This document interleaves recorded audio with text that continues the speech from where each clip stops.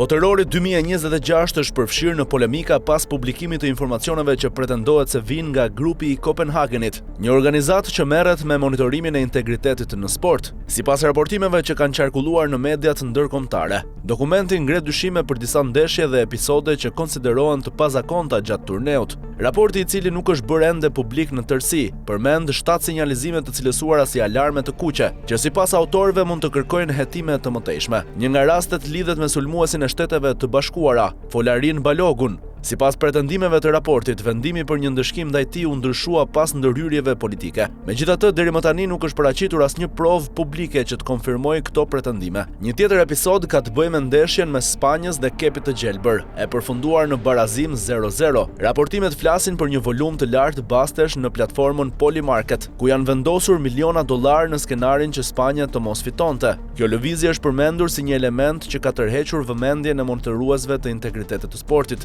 Në raport përmendet gjithashtu ndeshja Spanjë-Arabi Saudite, ku anulimi i golit të Ferran Torres, pas një kontrolli të varit që zgjati rreth 3 minuta e gjysmë, është konsideruar si një rast që meriton verifikim. Një tjetër incident i përfshirë në dokument lidhet me sfidën mes Afrikës së Jugut dhe Meksikës, ku kartoni i kuq i Temba Zuane thuhet se është pjesë e rasteve që kanë ngritur pikpyetje për hetuesit. Nga ana tjetër, FIFA ka hedhur poshtë çdo pretendim për manipulim. Në një deklaratë zyrtare, organizata bëri të ditur se Task Forca e Integritetit monitoroi në kohë reale 104 ndeshje të turneut dhe nuk konstatoi asnjë aktivitet të dyshimt në tregun e basteve apo tregues që do të sugjeronin manipulim të rezultateve. Pavarësisht debatit të krijuar deri në këtë moment, nuk ka prova publike që të konfirmojnë manipulimin e ndonjë ndeshjeje të botrorit. Publikimi i plotë i raportit të përmendur pritet të hedhë më shumë dritë mbi pretendimet dhe të sqarojë nëse do të kemi hetime zyrtare nga institucionet përkatëse.